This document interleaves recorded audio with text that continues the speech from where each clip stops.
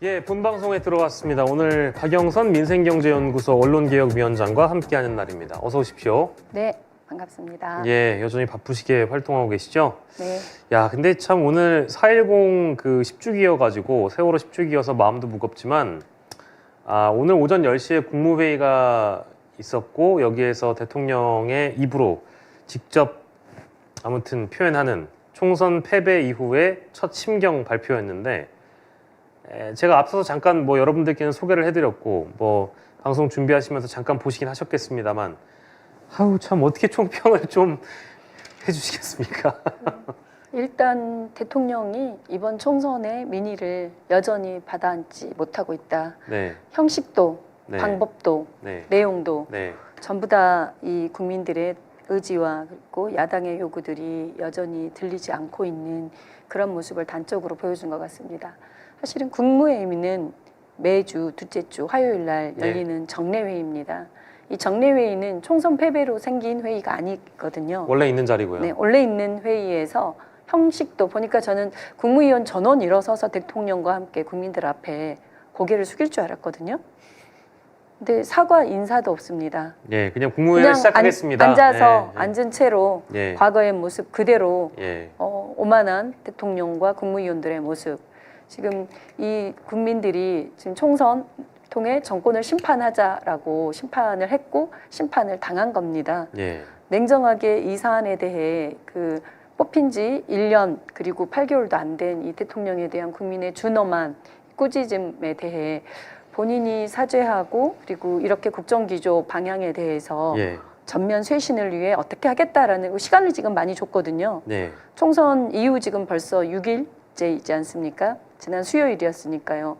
근데 총선 결과 이후라고 해도 5일이라고 해도 지금 장고의 숙고 끝에 나온 건 형식도 내용도 방법도 하나도 국민들께 다가서지 못하는 모습인 것 같습니다. 예, 특히 국정 방향이 옳았다라고 생각하는 거 나는 옳았는데 국정 방향이 옳았는데 국민들이 이해를 못하고 있어? 국민들이 못 느끼고 있어라고 생각하고 있는 것 같아서 그러니까 지금 말씀하신 표현 중에 그겁니다. 올바른 국정의 방향을 잡고 이를 실천하기 위해 최선을 다했다. 국민께서 체감하실 만큼의 변화를 만드는데 모자랐다. 그러니까 방향은 맞는데 체감을 못 시켰다라는 얘기 같아요. 홍보를 더 강화하겠다는 거로 전 이후로 방향을 국정기조로 가지 않을까. 그리고 용어 중에 예, 아무리 국정의 방향이 옳고 좋은 정책을 수없이 추진한다 해도 그러니까 본인이 국정 방향을 옳게 수없이 좋은 정책을 추진했지만 국민들이 변화를 못 느꼈다라고 하는 거여서 그 세심하게 더 살피고 뭐 정부의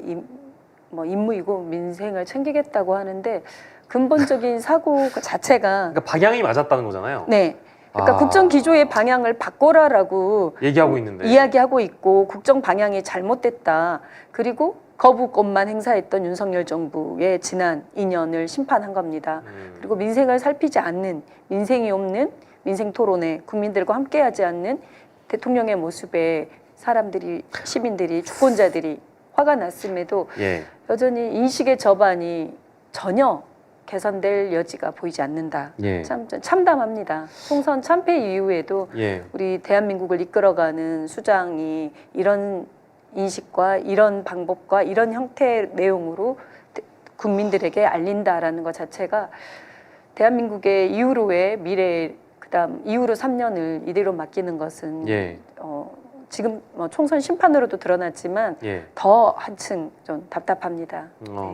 게다가 또 구조개혁 멈추지 않겠다면서 이른바 3대 개혁 더하기 의료개혁까지 심지어 의정 갈등은 그냥 지금 ING인 상황이잖아요. 총선 이후에 좀 뭐가 이런 성적표를 받았다면 저는 의정 갈등부터 먼저 빨리 풀어야 지금 그 환자분들이나 보호자분들이 불편하신 점을 해소할 수 있을 거라고 보고 의정 갈등 문제가 총선 패배의 원인 중에 하나이기도 하잖아요. 맞습니다. 근데 의료개혁을 계속 추진하되 합리적인 의견을 더 챙겨 듣고 그러니까 국회와도 긴밀하게 협력한다. 그러니까 이제 이게 더 원론적인 답변처럼 저는 들려서 지금 당장 답해야 될 것은 예. 사실은 국민이 야권에 야당에 정권을 심판하고 견제하라라고 힘을 실어줬지 않습니까? 그러면 야당의 대표인 이재명 대표가 요청했던 야당은 협력할 생각이고 적극 도울 생각이 있다. 영수회담을 하자라고 제안을 했어요. 예. 그러면 지금은 이에 대한 답변을 갖고 나왔어야 됩니다. 예. 그러니까 국정의 파트너로서 그리고 국민들 주권자들이 심판해준 그리고 야당에 힘을 실어준 예. 이 상황에서 야당과 협력하지 않고 어떻게 국정을 그다음 민생을 돌보겠다고 하는 건지 예. 저 납득이 안 되고요. 그러니까 오늘 저는 이렇게 귀 기울여 들었어야 할 내용은 의료 대란에 대한 예. 대통령의 정수에 예. 예. 대한 입장, 예. 좀 전면적인 입장 변화나 대화를 예, 예. 위한 타협을 위한 절차 로드맵을 방법을 제시했어야 되고, 그다음 이재명 대표가 요구한 영수회담에 대한 예. 입장, 언제 어디서 만나서 이거부터 차근차근 논의합시다를 오늘은 가져왔어야 됩니다. 그러니까 예. 첫 번째로 대통령이 국민들께 고개 숙여 사죄해야 하는 모습, 예. 국무위원들과 함께 그거 안 했고요, 네. 꽝이고요. 예. 내용상 담겨 있는 거 지금 없고요, 국민들 기대하는 내용 하나도 없고요. 예. 그리고 방법에 있어서도 국무회의라는 이 틀을 가지고 한 거, 예. 기자들과 함께 예. 질의응답을 받으며 예. 이후로 국정을 어떻게 바꿔갈지에 대한 전혀 비전이 없었기 때문에 저는 거의 낙제에 뭘 총선 이후에 뭘 밝히겠다라고 한 건지 대통령실의 입장과 대통령의 입장이 달랐던 것 같습니다. 그러면 지금 이제 6일 만에 사실상 그 대통령의 육성으로 발표를 하는 게 지금 6일 만에 있는 일이잖아요. 그럼 6일이라는 시간 동안 충분히 고민을 했을 것이고, 뭐 물론 56자, 그러니까 단어도 아닙니다. 56자 이관석 비서실장이 대독한 그 내용 가지고는 사실 턱없이 부족했기 때문에 당연히 이런 자리가 있는 것인데, 그 56자도 굉장히 오만한 행동이었잖아요.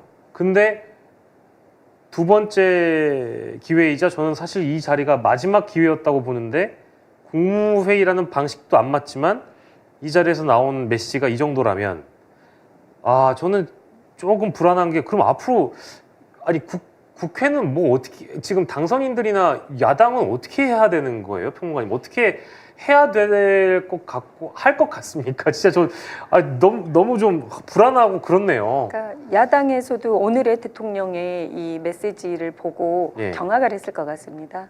그리고 가야 할 이렇게 4월 임시국회, 그다음 5월 국회 이제 그 제부의대에서 올라와 있는 우리 예. 최수근 상병 특검법과 예. 그리고 이제 김건희 특검법들이 올해 초에 거부한 이후로 재발의들이 돼 있거든요. 그래서 예. 21대 국회는 22대로 미룰 것이 아니라 예. 지금 당장 할 수 있는 조치들을 가지고 최대한 윤석열 정부에 대한 심판이 아니라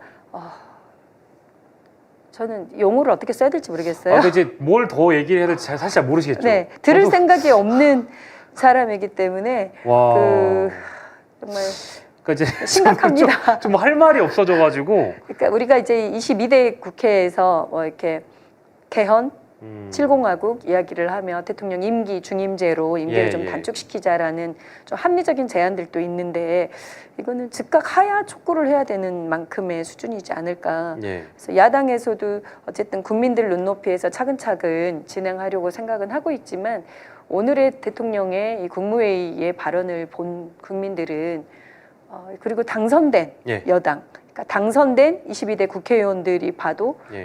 심각하다라고 느낄 것 같습니다. 예. 네. 참. 저희도 사실 오늘 이쪽 스튜디오 도착하자마자 그 국무회의 내용을 좀 함께 초반엔 다뤄보자 이렇게 말씀을 드리고 저희 준비한 내용을 이제 이어갈 텐데, 근데 이게 뭐 역사의 가정이라는 건 없습니다만, 그 유시민 작가가 그 한 방송에 나와서 숫자만이 모든 걸 해결해 줄 수 있다. 그래서 범야권 200석이 안 되면 아마 이전과 이후는 비포 애프터는 다를 게 하나도 없을 거고, 자신의 예상이 틀리지 않았으면 좋겠지만 대통령은 단 1도 변화가 없을 거다. 나는 이런 예상이 틀렸으면 좋겠다라고 얘기했고, 상대 그때 패널로 나왔던 뭐 김진 중앙일보 논설위원이라든지 뭐 국민의힘의 뭐 대변인격인 공보단장이라든지 이런 분들이 너무 그 넘겨짚는 거 좀 불쾌하다. 대통령을 그렇게 보지 말아라고 얘기를 했는데 진짜 그렇게 돼버린 것 같아요. 그러니까 저는 좀 상상할 수가 없어요. 이 국정을 이끌어갔던 같은 국무위원들과 함께하는 예. 국무회의 석상이라는 곳이 국민들이 위임해준 대통령이 이들과 함께 국정을 운영해왔고, 이에 예. 대한 총선의 집권 여당의 참패는 최초입니다. 집권 여당에 대해 이렇게 국민들이 준엄하게 예. 그러니까 200석의 여부가 아니라 집권 여당이 총선에 이토록 참패한 경우는 처음이고 대통령 지지보다 더 떨어진 거거든요. 헌정사상 유례없는 네. 일이에요. 이런 유례없는 사안을 직면했음에도 인식하는 것 수준 자체가 그냥 하던 국무회의에 앉아서 그대로 회의를 할 수 있는 건가? 이 국무회의에 국무위원들 그 내각 일부 사퇴하고 일부 조정해서 이거를 극복할 수 있다라고 생각하는가? 총리와 그 용산의 몇 명의 수석들 예. 바꾼다고 될 문제인가? 예. 아니면 지금 총선 참패를 한동훈의 실책으로 여당만의 실책으로 이거를 보고 있는 건가? 예. 정말 민심 위반의 그 정도가 저는 뭐 대파 사건 이상의 예. 오늘의 좀 모습이지 않는가 싶습니다. 진짜 뭐 네. 국민들이 판단하기에는 한동훈 비대위원장의 책임보다 대통령의 책임을 더 과히 물을 것 같고. 여론조사까지 이미 나오고 있습니다. 그러니까요. 그러니까 총선 실패의 책임이 어디에 있는가라는 물음에 56%, 60% 정도가 예. 용산 대통령에게 있다. 그다음 뭐 집권 여당 20%, 한동훈 15% 이런 형태로 그러니까 총체적으로 집권 여당에 책임진 예. 대통령으로서 예. 이 부분에 있어서의 좀 또 책임을 누군가에게 미루고 싶어하는 거 아닌가 예. 간과하고 있는 모습인 것 같은데요. 예. 어쨌든 저는 이번 상황에 대해 야당과 그리고 범야권 우리 또 국민들께서도 예. 냉정하게 좀 살펴봐 주시기를 당부드립니다. 예. 혹시나 했는데 이제 역시나가 된 상황이고 설마 이렇게까지 할까라고 했는데 이렇게까지 해버린 상황이라서 사실 뭐 이제 대단한 평가를 할 수도 없는 내용이어서 국회와의 협조 이런 것들도 뭐 그냥 원론적인 답변이라고 보고 실제 이제 국정 운영의 방향이 옳았는데 민심에게 좀 더 이렇게 반응을 체감하지 못하게 했다 정도의 내용이어서요. 예.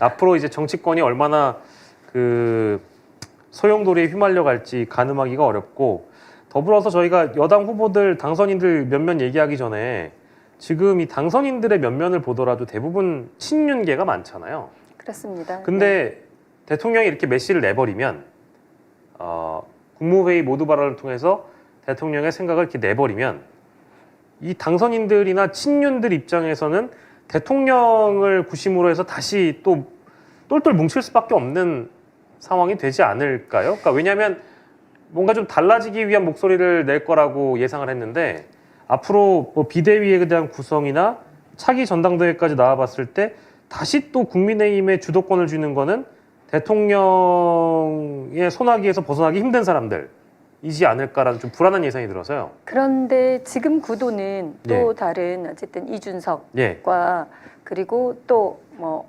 당내에서도 본인들의 이담이 확정이 된 거 아닙니까? 예. 이담 공천은 윤석열 대통령의 전혀 영향 입김이 없거든요. 예. 그래서 저는 그 보수의 지난번에 한번 봤던 이렇게 공룡의 괴멸들을 예측을 했었는데 다 괴멸되진 않았죠. 잔존하는 공룡들이 여전히 남아있긴 한데 윤석열 대통령에 대한 국정 이 방향이 그대로 이렇게 불통과 독재와 독선으로 가는 이 상황이라면은 지금의 국민들의 눈높이가 이제 불경에서도 45%, 40% 이상 전체적으로 지금 바뀌어 갔거든요. 숫자는 저희가 좀 줄어들었겠지만 또 2년 뒤에 지방선거가 있습니다.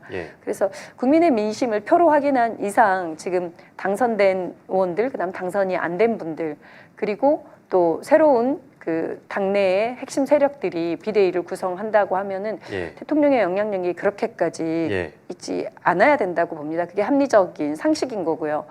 그래서 글쎄요, 이 대통령의 기조와 운영 방향을 그대로 따라서 한 결과가 참패입니다.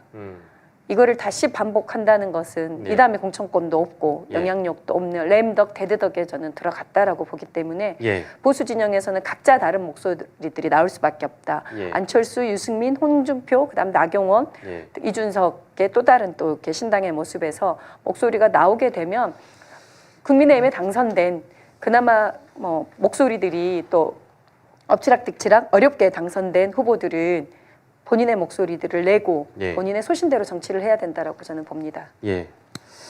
어떤 반응들이 나오는지 뭐 오늘부터 좀 따라가 보시죠. 여당 쪽에서 과연 균열이 생길지 저는 좀 의문이긴 한데 한동훈 비대위원장에게 책임을 과히 묻는 친윤들과 그게 아니라고 할 사람들의 이제 어떻게 보면 갈등이 더 노골화될 것 같아서 지켜보도록 하겠습니다. 자, 오늘 또 저희가 확인해 볼 내용은 지난 시간에 저희가 점검을 해봤던 공천받은 인사들 중에 박영선 평론가께서 위원장께서 짚어주신 분들, 이런 후보들이 과연 정치를 할 자격이 있는가에 대한 내용을 짚어주셨는데, 그 중에 이제 그 당락이 확인된 분들이 이제 다 이제 네. 결산이죠, 결산. 예. 어떤 분들이 당선되셨고 어떤 분들이 안타깝게 낙선되셨습니까? 안타까운 분은 없고요. 화면 좀 띄워주시겠습니까? 네네. 저희가 이제 3탄부터 거꾸로를 살펴보면은 예. 저희가 뭐 무책임한 장관, 이태원 참사, 뭐 성범죄, 이해충돌 등을 쭉 이렇게 3탄에 24명 정도를 말씀드렸는데요. 예. 지역을 보면 여기는 이분은 당선될 수밖에 없었다라고 생각되는 분들은 당선이 됐습니다. 예. 일단 뭐 추경호 대구 달성군의 그 국가 재정을 전체를 총괄 책임졌던 이 지금 현재 감세 그리고 이로 인한 재정 적자의 원흉이죠. 당사자죠. 추경호 이분 당선됐습니다. 그리고 이제 뭐 원희룡, 박문규, 조수연, 뭐 구자룡, 이영섭, 이현흥 이런 분들은 좀 떨어졌고요. 예. 울산 남구갑의 김상욱 이분이 이제 전은수 우리 민주당의 후보를 좀 누르고 저희 절하고 다니셨잖아요, 엄청. 네. 그렇죠. 거기를 누르고 김상욱 후보가 당선이 됐고요. 예. 그다음 눈여겨봐야 될 분은 또 대구 달서갑입니다. 유영하. 유영아 예. 이분이 당선됐고요. 그리고 보은 옥천 영동 괴산의 박덕흠 그 지상 최대 관건 이해충돌 당사자이고 축하 케이크 미리 축하하셨던 분들 당선 축하 케이크를 미리 자른. 이분들 당선되셨고요. 그리고 이제 지역적으로 이분들은 좀 당선되기 유리한 지역들이긴 했죠. 민생 입법들을 막았던 주호영 전 원내대표와 그리고 김기현 당대표 당선돼서 이제 중진으로 이후로의 국민의힘의 비대위와 미래를 좀 준비하는 대책회의에 또 참여하고 있더라고요. 그리고 이제 대구 서구의 김상훈 그리고 강릉의 권성동, 영천 청도의 이만희 이 세 분이 이제 이태원 참사 관련해서 망언을 했던 당사자들인데요. 다 당선이 됐습니다. 저희 계속 이렇게 지켜보고 감시해야 될 당사자고요. 동두천 연천의 김송원 수해 지역에 와서 비 좀 왔으면 비 나왔으면 좋겠다 하셨던 분도 당선이 사진 되셨네요. 찍어야 되니까 했던 분 당선됐고 우리 바이든 날리면에 우리 김은혜 성남 분당을에 당선이 됐고요. 그리고 이제 나경원 의원 우리 류사명 후보를 누르고 당선이 됐습니다. 이분은 윤석열 정부와 대립각을 세우며 피해를 받았다라는 이미지 때문에 당선이 됐고 이제 지금 뭐 비례위원장 후보까지 거론이 되고 있는 사람입니다. 또 포항 북구의 김정재 전세 사기 대책법 지연의 좀 당사자여서 낙선 후보로 시민사회 진영이 했었는데 당선이 됐습니다. 뭐 낙선된 분은 이해운 대파랑 이종섭 관련한 인식 문제로 이분은 떨어졌고요. 비례대표 인요한 대표, 비례대표 비대위원도 했던 인요한 당선이 됐고요. 이수정 의원, 김준혁 후보 어려움이 좀 많았지만 이수정 후보를 누르고 김준혁 후보가 당선이 됐지요. 그리고 또 살펴보면은 조금 이제 빠르게 말씀드리겠습니다. 충남 태안 서산 성일종 후보는 당선이 되셨고, 그리고 나경원 말씀드렸고 또 언론인들 중에는 송파의 서초에 있던 신동욱, 박종훈 이 TV조선 앵커들이 당선이 됐고요. 이번에 언론인들이 많이 들어갔어요. 네, 맞습니다. 그리고 비례대표 조선일보의 군사전문기자 유용원 당선이 됐고요. 그리고 밑으로 1탄에 말씀드렸던 분들 중에는 정말 국기문란 민주주의 훼손의 당사자들인데요. 어쨌든 특별 사면해주고 사면 전에 윤석열 한동훈 지검장 차장 때 기소하고 구형하고 구속까지 했었던 사천 남해 하동의 서천호 당선됐고요. 그리고 다행히 이제 정용선과 김진모 그리고 인재영입만 됐다가 당선 안 된 공천도 안 된 분도 있습니다. 그다음 제일 중요한 최수근 상병 수사의협의 피의자 공수처 수사 대상인 충남 천안감의 신범철은 당선이 되지 않았습니다. 다만 영주 영양 봉화의 임종득 이분은 이제 지역 자체가 압도적으로 당선될 수 있는 곳이어서 계속 수사 대상이기 때문에 국회에 들어가서도 국방이나 법사위 이런 데는 가지 않도록 좀 우리가 계속 목소리를 내야 할 당사자입니다. 그다음 여주 양평의 공흥지구 양평 고속도로 의혹의 당사자인 김성교 당선이 됐습니다. 아까 성일종 말씀드렸고요, 박덕흠 말씀드렸고요.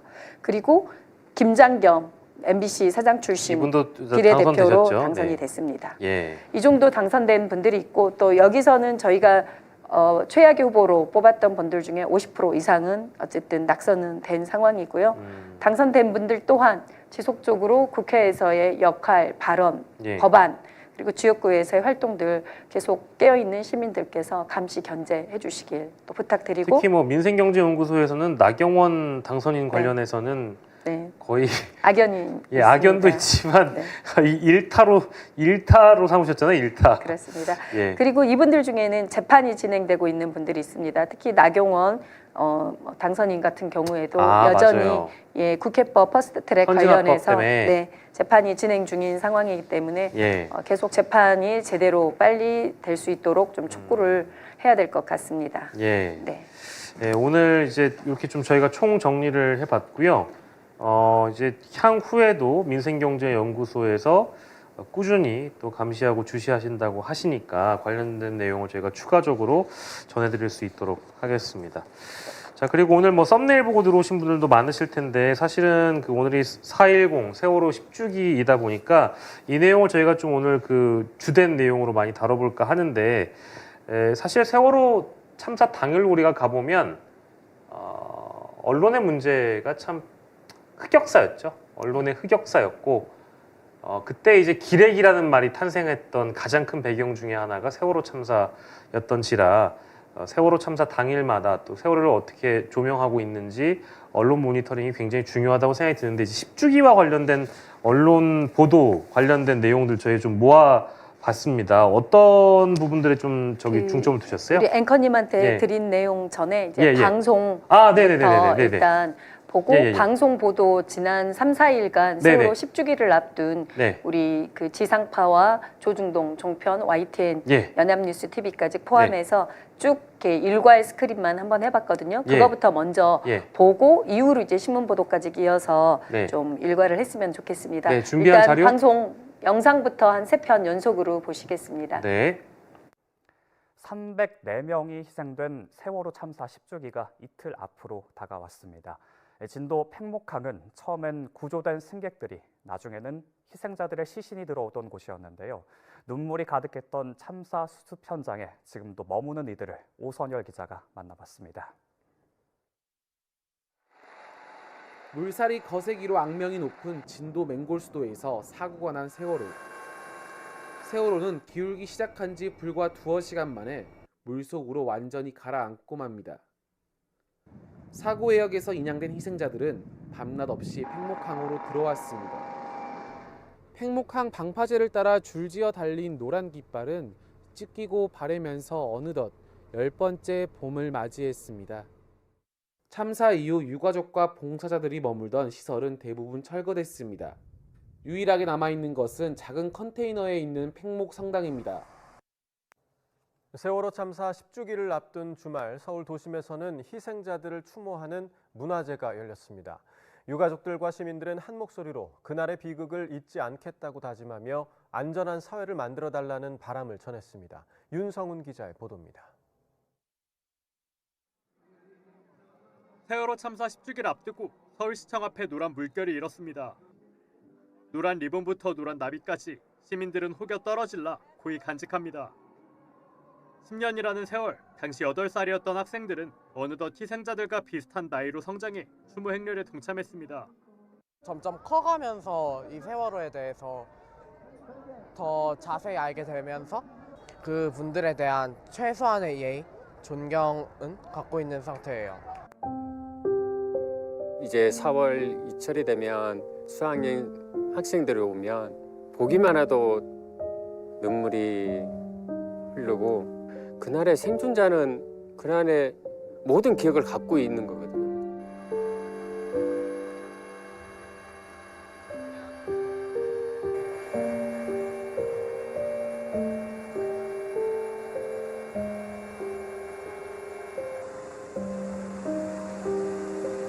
저쪽 사촌 홀에 학생이 뛰어오면서 아저씨 빨리 와보세요. 큰일 났어요. 가보니까 홀이 난리예요.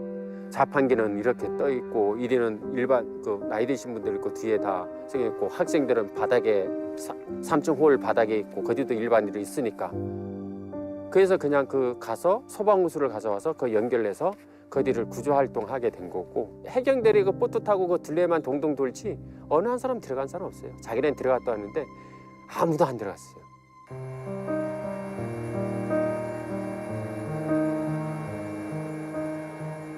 못 나온 거죠. 배가 가라앉았어요. 그래서 그것이 제일 가슴이에요. 창문에 붙어 있던 눈망울들도 많이 나고 그때 있던 광경들이 아직도 또렷해요. 네. 아유 착잡하네요. 다시 봐도. 예, YTN 영상하고 또 MBC PD수첩 영상을 봤는데 볼 때마다 참 마음도 울컥하고 좋지 않습니다. 참, 어떻게 보셨어요, 우리 박영선 위원장께서는? 그 세월호 참사 지금 이 시간이 10년 네. 전에 저 국회에서 이제 행정안전위원회 예, 그러니까 우리 국민들의 생활의 안전 참사 예, 이런 것들이 발생하지 않도록 행정안전부, 소방, 경찰을 주모하는 부처를 감시 감독하는 이제 국회 보좌관으로 예. 일을 할 때였는데요. 예, 이 시간이 바로 이제 세월호 관련한 속보들이 쏟아낼 때였어요. 그래서 시민사회 출신 보좌관들 한 8명이 예, 점심을 먹는 중인데 예, 사고가 뉴스는 들었으나 이때쯤 11시 40분에서 50분에 예. 전원 구조라는 저도 자막 기억납니다. 속보가 예. 이 시간에 떴습니다. 10년 전 이 시간에 전원 구조라는 말도 안 되는 얘기였죠. 속보로 저희들 밥 먹기로 했는데 이 약속을 미뤄야 되나 말아야 되나를 예, 그 11시에 막 실시간으로 연락하다가 그래도 가서 뉴스를 보자라고 하고 이 밥을 먹을 수 있을까라고 했는데 전원 구조. 저는 그때 되게 안도했었거든요, 사실. 네, 그래서 와 우리가 식당에서 소리를 다행이다. 지르고 그리고 밥 먹자 그리고 이거 상황 어떻게 되는지 1보, 2보, 3보를 빨리 이렇게 입수하면 공유해서 들으며 이걸 예. 모니터를 하자라고 이제 국회 출신 보좌관들은 그런 일상의 이렇게 재난 사고 안전에는 좀 긴급하게 움직이거든요. 예, 그렇게 했던 시간이 지금 이 시간인데 예, 이 전원 구조의 오보가 낳은 예. 이 참사가 대언론 보도의 참사가 현장에서의 구조 구급 그리고 정부의 판단 그다음 예. 국민적인 인식 예, 자체의 첫 출발에 엄청난 방해가 된 거죠. 예, 그러니까 실질적으로 살려야 될 우리 아이들의 손을 잡고 구조와 구조의 전 국가적인 행정력, 뭐 군인들까지 다 동원해서 예, 첫날 바로 투입돼서 구조할 수 있었던 그 골든 타임을 넘기게 된 예. 결정적인 참사의 가해가 바로 언론이었지 않는가 예. 싶습니다. 예, 그래서 당시를 생각해 보면 이제 10년이 지났는데 예. 우리 사회는 여전히 이태원 참사, 오송 참사 등 참사들이 재발하고 있고 또 진상규명, 책임자 처벌, 대안 마련은 여전히 이루어지지 않고 있는데요. 게다가 또 세월호 참사의 경우에는 대부분 다 무죄를 받거나 그렇습니다.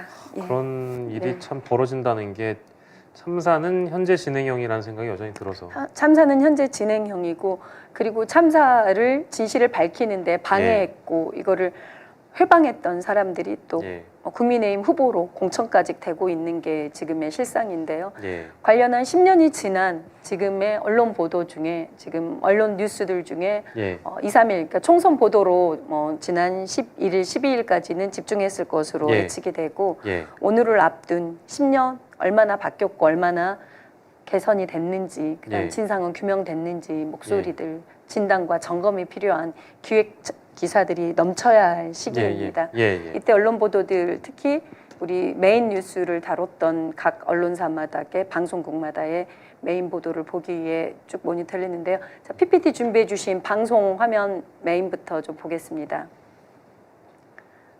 예, KBS는 어젯밤 22번째 거의 마지막 방송 직전에 세월호 참사 10주기에 한 우리 그 유족들 중에 네. 한 분의 이야기를 담았습니다. 네, 그리고 다음으로 빨리 이어지겠습니다. 네, 그리고 다음 보도는 여전히 이렇게 해상 안전에 불감증이 있다. 그 과적 불법이 계속 반복되고 있다라는 취지로 다뤘고요.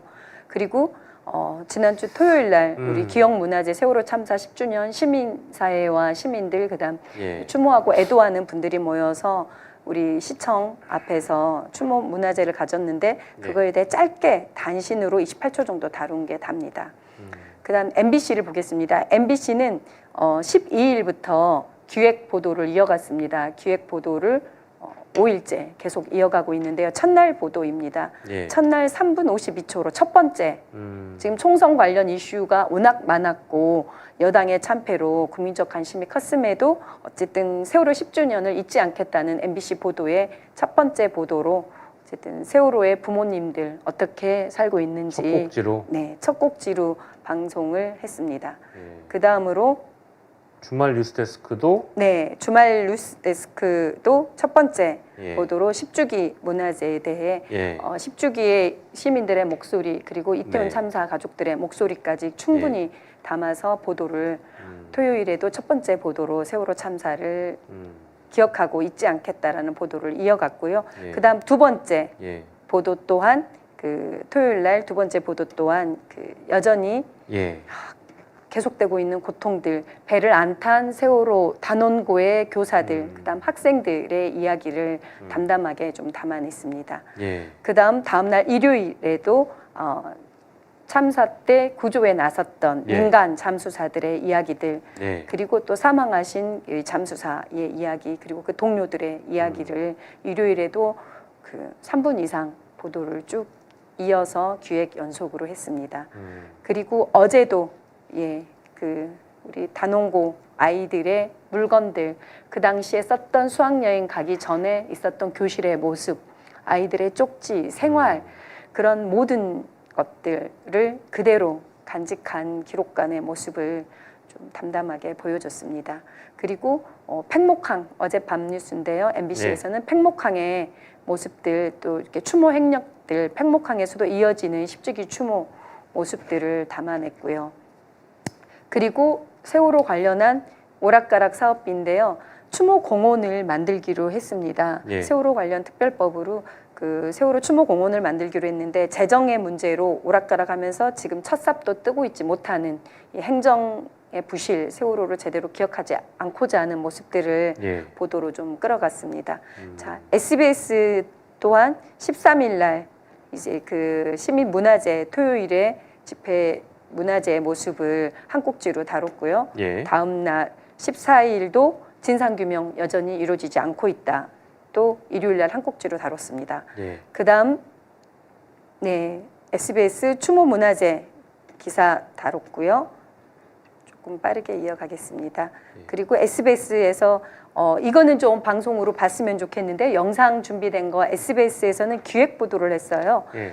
그 세월호 댓글을 30만 건 이상을 분석을 했습니다. 조금 눈에 띄는 보도여서 그건 영상 한번 보시지요. 하루아침에 가족이나 친구를 떠나보낸 사람들은 또 다른 고통에도 시달리고 있습니다. 그들에게 쏟아지는 막말과 혐오 때문입니다. 저희 데이터 저널리즘 팀이 지난 10년 동안 세월호와 이태원 기사에 달린 댓글 330만 개를 분석해봤습니다. 배여운 기자의 보도입니다. 혈세에 빨대 꽂아 빨아먹는다. 징글징글하게 우려먹는다. 표팔이다. 세월호 관련 기사에서 흔히 볼 수 있는 악성 댓글입니다.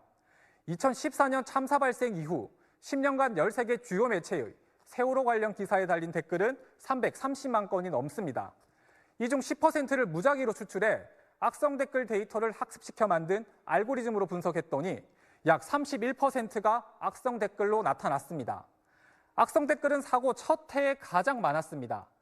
기사가 많다 보니 그런 건데 다음에 그 수는 급감합니다. 그런데 기사 수는 줄어도 악성 댓글은 5주기를 지나 2020년까지 증가세를 보였습니다. 시기별로 악성 댓글에 많이 등장한 단어를 살펴봤습니다. 사고 첫 해에 많이 나온 키워드는 선장, 해경, 구조, 공무원, 무능 등입니다. 무능한 정부 신뢰할 수 있을까? 해경 짜증난다. 세금 아깝다 같이 주로 정부의 대응을 질책하는 내용입니다. 하지만 참사 5주기 전으로 댓글은 달라지기 시작합니다. 쓰레기, 재앙, 빨갱이, 왜구 등 세월호와 관련 없는 단어들이 대거 나옵니다. 올해는 총선과 맞물려 표현이 더 격해지고 정치색도 진해집니다. 시체팔이, 좌파, 선동, 선거 등이 대표적인데 선거에 세월호를 이용하려는 의도로 분석됩니다. 아, 정말 충격적이네요. 아, 세상에. 충격적이죠. 여기서 저는 이야기해 드리고 싶은 게 와. 그 언론 보도 그리고 우리 국민들의 인식 속에 사실은 사회적 참사의 피해자입니다. 사회적 국가가 제대로 구조하지 못하고 제대로 예방하지 야. 못한 국가적 참사인 사회적 참사의 피해자들에 대해 이렇게 정말 악마와 같은 용어들로 가족들 그리고 동료들을 2번, 3번 이렇게 상처를 주는 이런 걸로 인해 사실은 댓글로 인해 또 추가적으로 세월호 피해자가 생겼잖아요. 그럼요. 그 당시 학생이 또 사망까지 했잖아요. 예.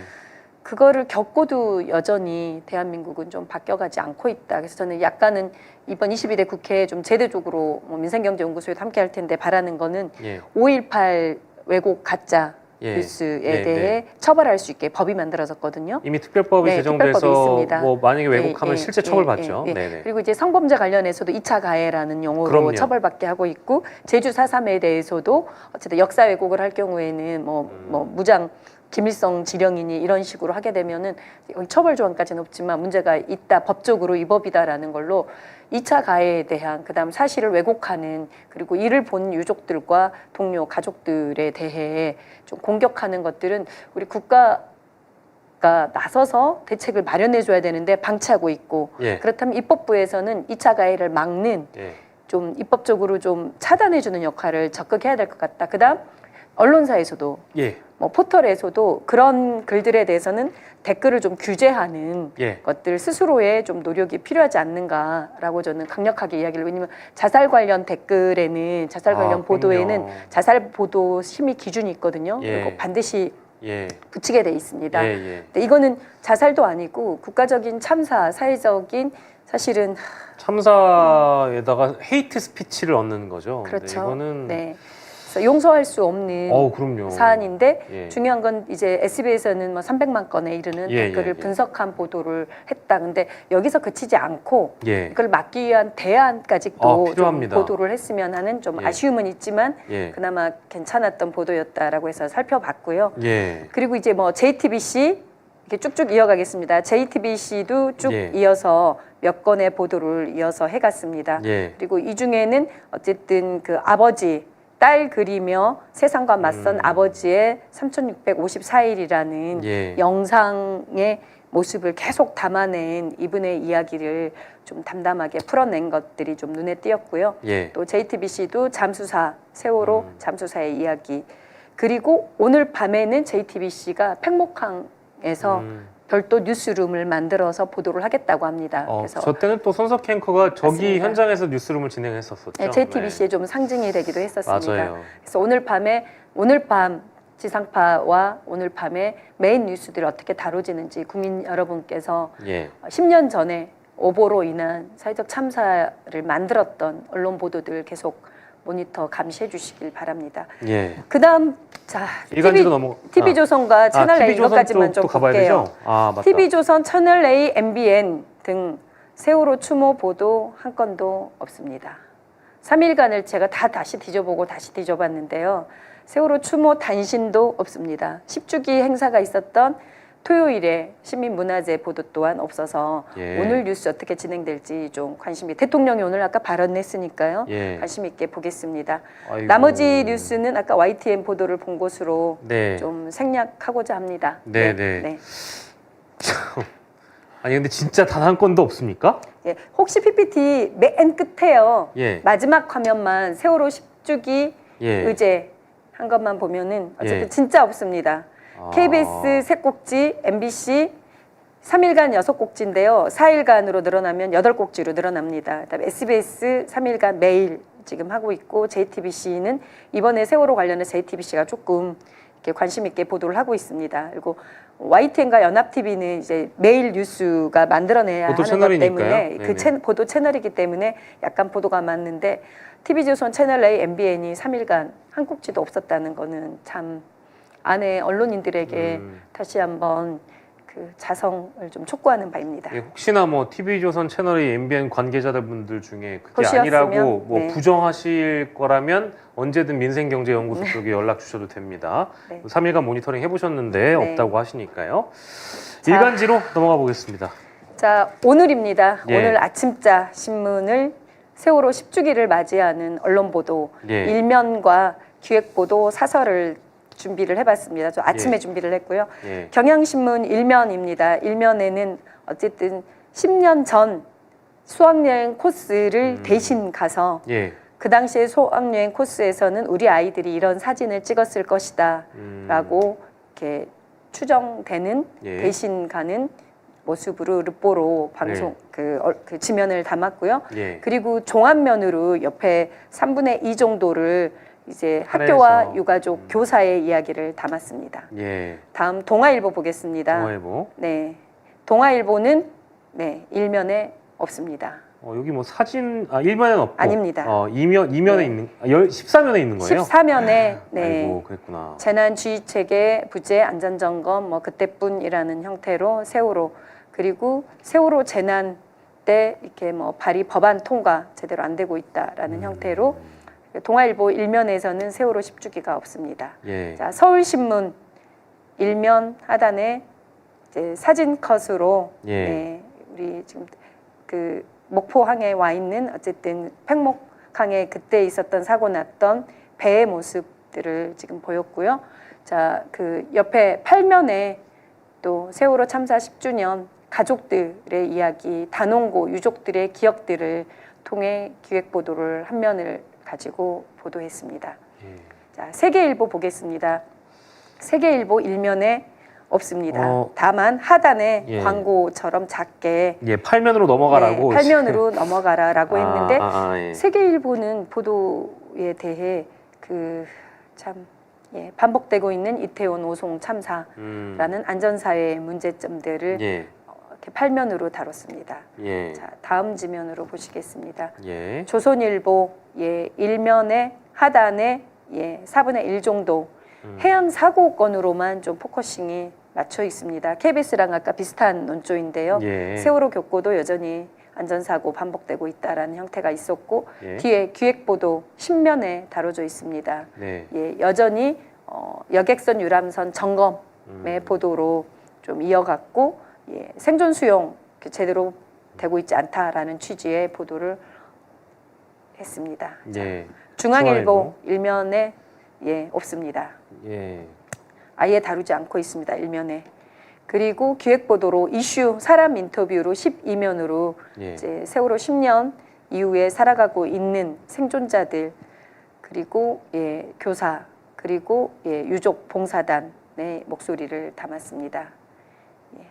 자, 한겨레로 넘어가겠습니다. 한겨레는 일면 기획보도로 이제 유족들 엄마의 변화된 모습을 쭉 담담하게 10년간 변화되고 있는 세월의 모습을 좀 담아냈습니다. 그리고 기획 보도로 3면을 준비를 연속 보도로요. 공을 많이 들였네요, 네. 진짜. 엄마의 이야기. 그다음 또 잊지 않겠습니다라고 하는 모습. 그다음 구조에 나섰던 분의 이야기로 총 지면 1면부터 3면에 걸쳐 세월호를 기억하고 잊지 않아야 된다라는 이야기를 다뤘고요. 예. 그리고 한국일보 갑자기 화면이 좀 바뀌었는데요. 네네. 한국일보 또 이번에 메인에는 지금 크게 좀 다루고 있는 거죠. 3분의 2 이상 세월호에 대해 추모 발길 그리고 진짜 책임을 묻는 목소리 그리고 이번에 한국일보가 뒤에 면을 통으로 4면, 5면을 통으로 기획 보도를 했습니다. 아버지의 이야기, 평범한 아빠의 이야기를 산자들의 이야기를 이렇게 좀 르뽀 형태로 쭉 담아냈습니다. 그리고 다음 보시면 매일경제, 한국경제 단 한 꼭지도 단신도 담지 않았습니다. 경제지 쪽에서는 뭐 일면에서도 찾아보기가 힘들고. 네. 그리고 이제 세월호 사설을 보겠는데요. 사설을 저희가 우리 박영식 앵커와 제가 좀 이렇게 나눠 읽으면서 마무리를 좀 하겠습니다. 세월호 10년 한겨레부터 좀 대표님이 제목이 세월호 10년 잊지 않겠습니다라는 제목이고요. 오늘 세월호 관련, 그러니까 어제였습니다. 어제 세월호 관련 시민단체 4.16 연대에 따르면 사회적 참사 특별조사위원회가 2022년 6월 활동 종료와 함께 권고한 54개 조처 가운데 정부가 이행한 것은 단 한 개, 해양재난수색구조 체계 개선에 불과했다. 사참위는 세월호 유가족에 대한 국가정보원의 불법 사찰과 세월호 조사 방해 등에 대해 대통령이 직접 사과할 것을 권고했으나 대통령실은 거부했다. 또 사참위는 불법 사찰 및 세월호 조사 방해에 대해 추가적인 독립조사, 국정원 자료의 국가기록원 이관, 의료지원금 지급기간 개정 등도 권고했지만 모조리 외면당했다. 이뿐만이 아니다. 정부와 유가족들은 2019년 단원고 건너편 화랑유원지에 공식 추모시설을 만들기로 합의했지만 정부가 이런저런 이유로 착공을 미루는 바람에 10주기인 지금도 아직 첫 삽을 못 뜨고 있다. 미국과의 사례를 비교해서 미국 연방정부가 뉴욕 한복판에 9.11 메모리얼 파크를 만든 것은 기억을 통해 비극을 반복하지 않겠다는 의지를 나타낸 것이다.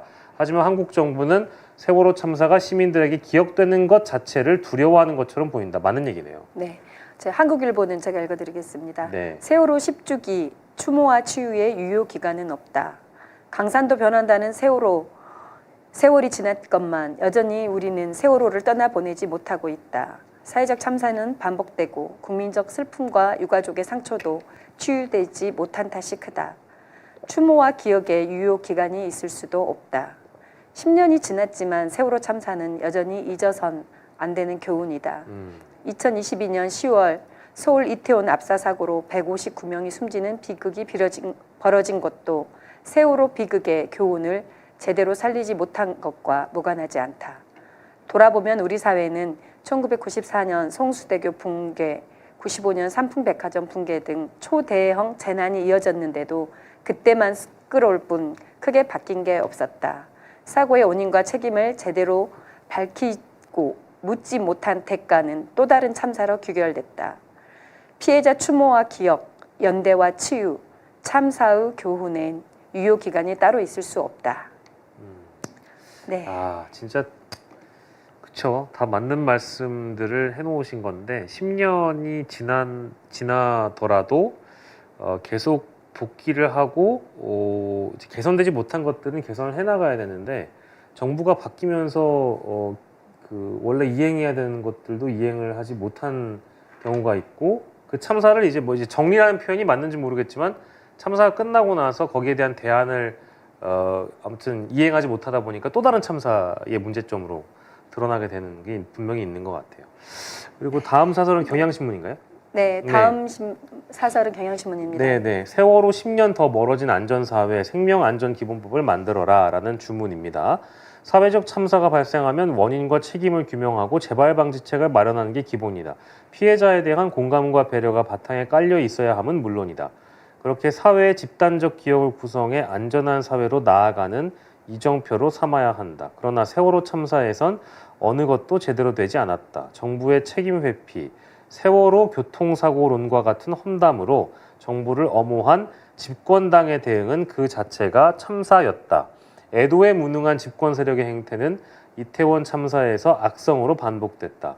윤석열 대통령은 유가족을 따로 만나 위로하지도 정부의 책임을 통절하게 사과하지도 않았다. 여당 사람들은 피해자를 탓했고 그 갈라치기와 정쟁의 물길을 타고 보수단체는 피해자와 유족을 공공연하게 2차 가해했다. 정부 여당의 국정쇄신 다짐이 진심이라면 이태원 참사특별법을 수용하고 재난조사의 제도화를 위한 생명안전기본법도 제정해야 한다. 이를 통해서 세월호 참사, 이태원 참사와 같은 일이 재발하지 않도록 하는 것이 살아남은 어른들의 책무이자 10년 전 꽃다운 목숨을 잃은 단원고 아이들을 진정으로 애도하는 길일 것이다 라고 경향신문이 담았네요. 네, 그 경향신문 우리 한겨레 이렇게 살펴봤고요. 조중동에서는 동아일보에서는 조금 약간 이상한 사설이 있었고요. 아, 그랬습니까? 예, 지나가도 될 것 같고요. 예. 그리고 이제 서울신문하고 중앙일보는 사설이 없고 이제 김겨울이라는 분의 그 오피니언 글이 있었는데요. 저는 이 이야기를 또 저도 같이 하고 싶은 공감이어서 10년인 듯 하루인 듯 그저 사고였다고 말하는 사람들도 있겠지만 이렇게 큰 사고가 벌어지면 무슨 수를 써서라도 기억하는 것이 응당하다. 10년이 흘렀는데 언제까지 슬퍼할 셈이냐고 묻는다면 책 속에서 김복희 작가가 인용한 윤동주의 팔복의 마지막 구절을 가져와야겠다. 저희가 영원히 슬플 것이요. 라는 이야기를 하고 싶었고요. 예. 저는 왜 이게 여전히 반복되고 있고 개선되지 않고 있는지 지금 오늘 보도에서도 KBS 보도 예, 예. 받지 않습니까? 예. 정말 단신처럼 예. 다뤘던 거. 그런데 지난해 KBS 9주년 그리고 저지난해 네. 7주기, 8주기, 9주기 보도를 한번 쭉 들어가서 살펴봤거든요. 예, 예. 세월호 참사 당일 보도는 4꼭지, 5꼭지 이상 보도를 했습니다. 예. 그 전에서부터 계속 보도를 했는데 예. 오늘 밤에 과연 어떻게 보도할지 예. 지켜봐야 될 것 같고 예. 또 한편의 문제는 예. KBS가 이미 10주기 다큐멘터리는 사실은 그때 총선 때 논란이 됐던. 그렇죠. 예, 예, 예. 세월호 10주기가 총선에 어떤 영향을 미치는지 알 수 없는 이유로 예. 총선 후 18일 방영이 목표인데 오늘도 아닙니다. 내일 모레 방영이 목표였는데 다큐멘터리 가제가 바람과 함께 살아낼게라는 게 제목이었는데 예. 총선을 앞두고 이를 박민 사장이 중단시켰죠. 예. 불방시킨 거죠. 예. 그리고 계속 방송을 촉구하는 세월호 가족들이 KBS 앞에서 지금 한 달 넘게 촛불을 들고 있음에도 예. 이번 주 방영한다는 소리를 못 들었습니다. 진짜. 여전히 가만히 있어라라는 10년 전의 세월로 바뀐 모습인 거죠. 국민들에게 알리지 말아라, 가만히 있어라, 보도하지 말아라라고 하는 거. 예, 예. 저는 심각한 문제가 있고 이렇게 예. 그 총선에서 심판했던 국민들의 모습은 예. 우리 기존 언론들에 대한 심판이기도 합니다. 언론 보도, 언론에서 하고 있는 행태에 대해 국민들은 정말 이렇게 매섭게 심판했다라고 저는 보고 있거든요. 예. 국정 기조 바꿔야 하듯이 언론 정책 기조, 언론 방향, 특히 방송 보도 방향에 대해서는 예. 국민들의 알 권리 그리고 진실에 대한 탐사, 취재 보도 제대로 해주시기를 다시 한번 좀 말씀을 드립니다. 예. 그 마지막에 보면 호남 제주 쪽 그 지면도 있는데 네. 이거는 따로 갖고 오신 거죠? 이거는 한국일보가 이번에 약간 좀 다른 지면이라 지역판으로 추가로 보도 지면을 배치를 했더라고요. 예. 이제 다른 매체들은 지역판들이 보도가 안 돼 있는데 오늘자 한국일보에는 호남 제주판에는 이제 호남과 제주에서 보는 분들 유권 그 구독자들을 위해 저 지면을 또 준비를 했길래 약간 칭찬 삼아서 넣습니다. 예. 저는 그 세월호 참사 그 시기를 생각해 보면 제가 목포 MBC 출신인데요. 네. 2007년부터 9년까지 일했고 그 네. 이후에는 이제 다른 지역에 있었습니다만 그때 지역 언론인 목포 MBC가 보도하는 것과 중앙 언론이라고 하는 이제 서울 수도권 언론 쪽에서 보도하는 내용이 너무 달랐어요. 그리고 JTBC가 보도하는 것과 또 그러니까 JTBC만 따로 떼놓고 보면 JTBC가 보도하는 것과 여타 종편이 보도하는 것 또 달랐고요. 그래서 제가 이제 목포 MBC 관계자분들께 일일이 전화해서 물어보는 상황도 있었고요. 그런 게 좀 기억이 납니다. 그래서 언론이 많이 바뀌어야 된다라는 그런 말씀에 완벽하게 동의를 하고 또 이렇게 또 다 언론들을 쭉 이제 보고 나니까 좀 착잡한 마음을 지울 길이 없네요. 그러니까 지금 말씀하셨던 지역 언론, 지역 MBC에서 예, 예. 제대로 된 보도를 계속 하려고 노력했고 맞습니다. 중앙 매체로 나가도록 언론인들이 노력이 있었는데 이제 지역이 사실은 언론사가 많이 재정적인 경영적인 이유로 많이 없애고 있거든요. 예. 그런 기조로 가고 있는데 지역에서 지역 가장 가까운 곳에서 보고 취재하고 예. 그게 전국으로 알려질 수 있는 거 예. 특히 사건 사고 시 특히 사회적 참사인 경우에는 예. 접근성이 어렵잖아요.